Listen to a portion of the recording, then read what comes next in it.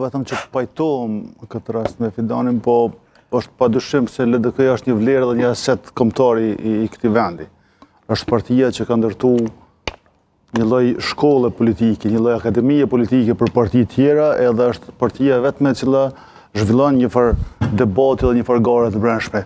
Tani është çështje tjetër se shpeshherë kjo garë dhe ky debat devijon nga rregullësia, por megjithatë fakti dhe rëndësia që paraqesin zgjedhjet në LDK për opinionin publik Kosovë tregon për rëndësinë dhe fuqinë që ka Lidhja Demokratike në skenën politike në Kosovë, edhe për rëndësinë që ka për zhvillimet e gjithëbashme në Kosovë.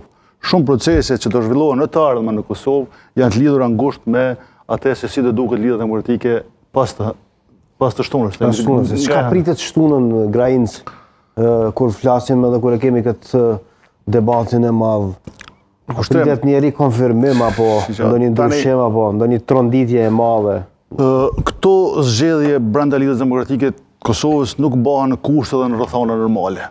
Bëhen në një situatë kur kemi një debakl zgjedhor pas zgjedhjeve të fundit, një humbje të zgjedhjeve edhe një reagim të antarësisë edhe të strukturave të Lidhjes Demokratike të Kosovës në drejtim të kryesisë qendrore të partisë me qëllim të kërkimit të përgjegjësive për atë që ka ndodhur.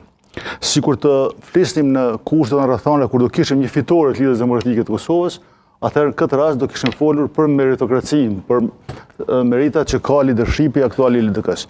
Mirë, po në momentin kur kemi një situatë në të cilën nuk kemi rezultat të kënaqshëm, nuk kemi shifra të pritura, ashtu që ka synuar Lidhja Demokratike e Kosovës, atëherë vetvetigu si lindin edhe kërkesa dhe dilema që çojnë drejt një mundësie për një zgjedhje brenda kuvendit të Lidhjes Demokratike që do bëhet të shtunën. Nëse çfarë do ndodhë në kuvend tani ka mendime edhe opinione të ndryshme, mirë po jemi në një situatë kur kryetari aktual i partisë ka ofruar një dorëheqje, ka ofruar një dorëheqje publike, nëse i referohemi deklaratës së tij publike ku thotë se përveç dorëheqjes nuk kam se ç'të ofroj më shumë, atëherë për mua është një dorëheqje. Po është punë e kryer?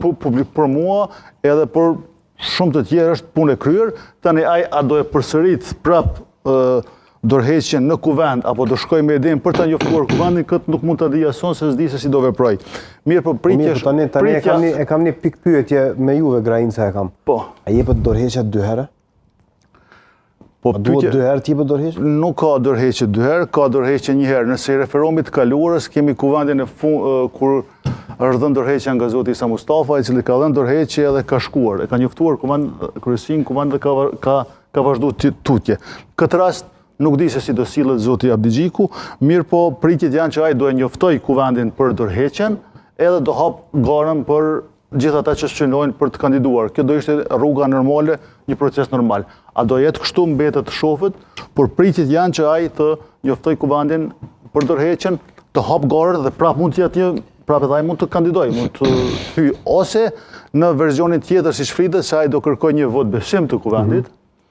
Dhe do duhej që për këtë kërkesë, për vetë besim të kishte njoftuar kuvendin përmes ftesës. Po nëse i referohemi vetëm kuvendit, po, që ka dërguar për kuvendit dhe funksionimi. Ky bie në këtë kuvend mundet vetëm të shkarkohet. Mos e fitoj votbesimin ose ta fitoj votbesimin.